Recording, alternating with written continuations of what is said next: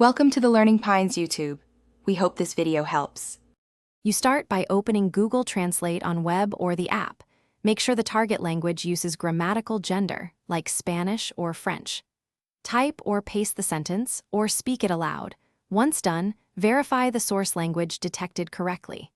You do this because gender options appear only when the target requires them and when Translate has enough context, so include a clear subject. Make sure to use the text field for the most reliable gender toggle controls. Now focus on the translation output. When Translate offers singular pronouns, you'll often see two versions, typically labeled for masculine and feminine forms. Tap the alternative to switch. Once selected, the rendered phrase updates. You do this because Google provides gendered outputs only when ambiguity exists, so adding context like a name or profession forces clearer choices.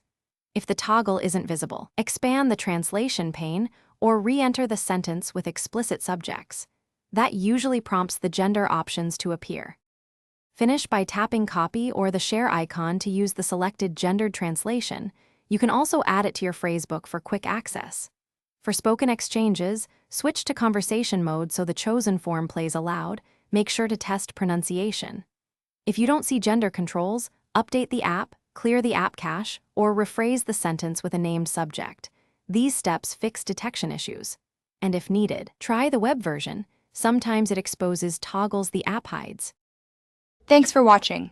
Consider subscribing if we helped you.